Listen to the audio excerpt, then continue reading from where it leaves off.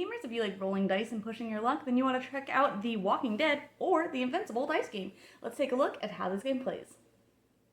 In this game, players will be flipping out cards and pushing their luck, rolling their dice in order to try and get as many points as they can on a turn.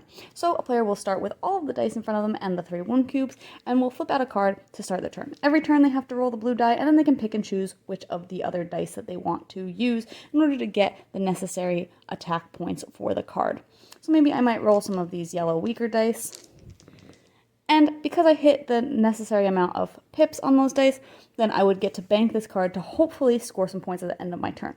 You pass any dice that you use on to the next player, and then you decide if you want to keep going or if you want to stop and claim those points.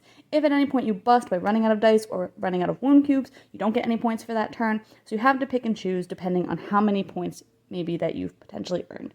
There are other kinds of cards, so these have more points on them. Some will have no points on them, but you still have to get through them in order to move on. And some will be event cards, which will just have you roll a die or do something in order to, again, move on, possibly getting points, possibly not. The game will end when somebody has 15 points, and then all other players will get another chance to try and get more points than them, and whoever has the most points wins.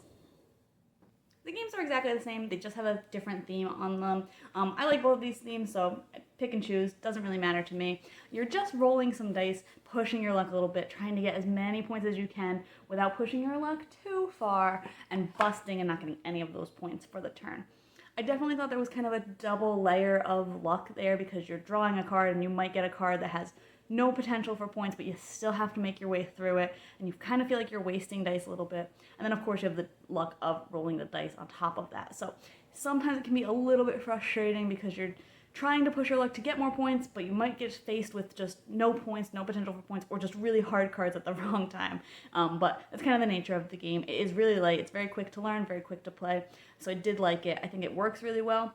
And like I said, you can pick and choose the themes, which is always kind of fun. But you can check out my full thoughts on the blog today to decide if this one's for you.